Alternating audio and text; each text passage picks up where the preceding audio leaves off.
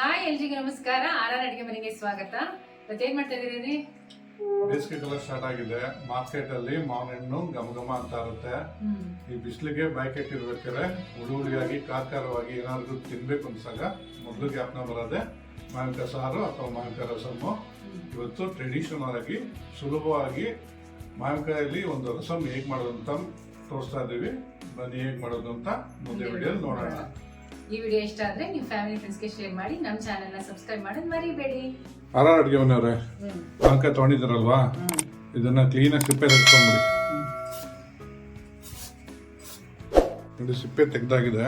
ಇವಾಗ ಇದನ್ನ ಕಟ್ ಮಾಡ್ಕೊಬಿಡೋಣ. ವಾಟೆ ಹಾಕ್ಬಿಡ್ಬಿಟ್ರಿ. ಆಮೇಲೆ ವಾಟೆ ಹಾಕಲ್ಲ, ಗೊತ್ತಾಗತ್ತೆ ನೋಡಿ. ಕಟ್ ಮಾಡ್ತಾ ಇದ್ದಂಗೆ ಗಟ್ಟಿ ಗಟ್ಟಿ ಅನ್ಸುತ್ತಲ್ಲ. ನೋಡಿ ಮಾವಿನಕಾಯಿ ಕಟ್ ಮಾಡ್ಕೊಂಡಾಗಿದೆ. ಇವಾಗ ಇದನ್ನ ಬೇಗ ಕಾಕೊಂಬಿಡೋಣ. ಪಾತ್ರೆಯಲ್ಲಿ ಆಲ್ರೆಡಿ ಬಿಸಿನೀರು ಇಟ್ಕೊಂಡಿದ್ವಿ ಕಾಯೋದಕ್ಕೆ. ಸ್ವಲ್ಪ ಉಪ್ಪು ಹಾಕೊಳ್ಳಿ. ನೋಡಿ ಇದು ಮೆತ್ತಗಾಗೋವರೆಗೂ ಇದನ್ನ ಬೇಯಿಸ್ಕೊಂಬಿಡೋಣ. ಇವಾಗ ಮಾವಿನಕಾಯಿ ಬೇಯಷ್ಟರಲ್ಲಿ ಒಂದು ಪೇಸ್ಟ್ ರೆಡಿ ಮಾಡ್ಕೊಡೋಣ. 3 ಮೆಣಸಿನ್ಕಾಯಿ ಇದನ್ನ ಕಟ್ ಮಾಡಿ ಹಾಕೊತಾ ಇದ್ದೀನಿ. ಸ್ವಲ್ಪ ಒಂದು 6 ಎಸಳು ಬೆಳ್ಳುಳ್ಳಿ, ಒಂದು ಸ್ವಲ್ಪ ಪೆಪ್ಪರು, ಸ್ವಲ್ಪ ಜೀರಿಗೆ. ಆರ್ ಅಡ್ಗೆನವ್ರೆ, ಈ ತರ್ತರಿಯಾಗಿ ಕುಟ್ಕೊಂಬಿಡಿ. ನೋಡಿ ಇಷ್ಟು ತರ್ತರಿ ಮಾಡ್ಕೊಂಡ್ರೆ ಸಾಕು. ನೋಡಿ ಮಾವಿನಕಾಯಿ ಎಲ್ಲ ಚೆನ್ನಾಗಿ ಬೆಂದಿದೆ. ಇವಾಗ ಇದನ್ನ ಪಲ್ಪ್ ಮಾಡ್ಕೊಬಿಡೋಣ, ಪೇಸ್ಟ್ ಥರ ಮಾಡ್ಕೊಂಬಿಡೋಣ. ನೋಡಿ ಇವಾಗ ಒಂದು ಮಸಾಲೆ ರೆಡಿ ಮಾಡ್ಕೊಂಬಿಡೋಣ. 3/4 ಟೇಬಲ್ ಸ್ಪೂನ್ ಅಷ್ಟು ಜೀರಿಗೆ, 1/4 ಟೀ ಸ್ಪೂನ್ ಅಷ್ಟು ಮೆಂತ್ಯ, 1 ಟೇಬಲ್ ಸ್ಪೂನ್ ಅಷ್ಟು ಕರಿ ಮೆಣಸು, ಒಂದು 4ರಿಂದ 5 ಬೆಳ್ಳುಳ್ಳಿ ಎಷ್ಟು, ಒಂದು 4 ಮೆಣಸಿನ್ಕಾಯಿ, ಒಂದು 2 ಸ್ಪೂನ್ ಅಷ್ಟು ಧನಿಯಾ, 1 ಟೇಬಲ್ ಸ್ಪೂನ್ ಅಷ್ಟು ಕಡಲೆಬೇಳೆ. ಇವಾಗ ಇದನ್ನೆಲ್ಲ ಡ್ರೈ ರೋಸ್ಟ್ ಮಾಡ್ಕೊಂಬಿಡೋಣ.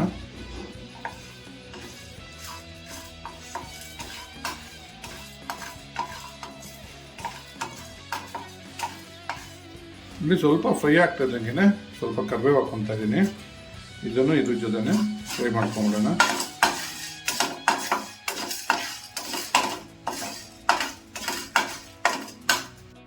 ನೋಡಿ ಇವಾಗ ಇದೆಲ್ಲ ರೋಸ್ಟ್ ಆಗಿದೆ. ಇವಾಗ ಸ್ಟವ್ ಆಫ್ ಮಾಡ್ಬಿಡೋಣ. ಇದು ತಣ್ಣಗಾದ್ಮೇಲೆ ಇದನ್ನು ಪೌಡರ್ ಮಾಡ್ಕೊಂಬಿಡೋಣ. ಇವಾಗ ಒಂದು ಒಗ್ಗರಣೆ ಮಾಡ್ಕೊಂಬಿಡೋಣ. ಸ್ವಲ್ಪ ಎಣ್ಣೆ ಹಾಕ್ಕೊತಾ ಇದ್ದೀನಿ. ಎಣ್ಣೆ ಕಾದಿದೆ, ಸಾಸಿವೆ ಹಾಕ್ಕೊತಾ ಇದ್ದೀನಿ. ಸ್ವಲ್ಪ ಮೆಂತ್ಯ, ಒಗ್ಗರಣೆಗೆ ಒಂದು 2 ಮೆಣಸಿನ್ಕಾಯಿ ಹಾಕ್ಕೊತಾ ಇದ್ದೀನಿ. ಸ್ವಲ್ಪ ಇಂಗು, ಮೆಣಸಿನ್ಕಾಯಿ ಎಲ್ಲ ಬಾಡ್ತಾ ಇದ್ದಂಗೆ ಕಟ್ ಮಾಡಿ ಇಟ್ಕೊಂಡಿದ್ದ ಟೊಮೊಟೊ ಹಾಕ್ಕೊತಾ ಇದ್ದೀನಿ. ಒಂದು ಮೀಡಿಯಂ ಸೈಜ್.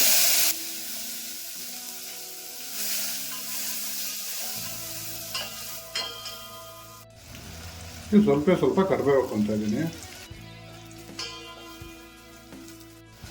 ನೋಡಿ ಅವಾಗಲೇ ಕುಟ್ಟಿಟ್ಕೊಂಡಿದ್ವಲ್ಲ ಹಸಿಮೆಣಸಿನ್ಕಾಯಿ, ಬೆಳ್ಳುಳ್ಳಿ, ಪೆಪ್ಪರ್ ಎಲ್ಲ, ಅದನ್ನು ಹಾಕ್ಕೊತಾ ಇದ್ದೀನಿ. ಇದು ಸ್ವಲ್ಪ ಒಗ್ಗರಣೆಲ್ಲಿ ಬಾಡಿಸ್ಕೊಂಬಿಡೋಣ.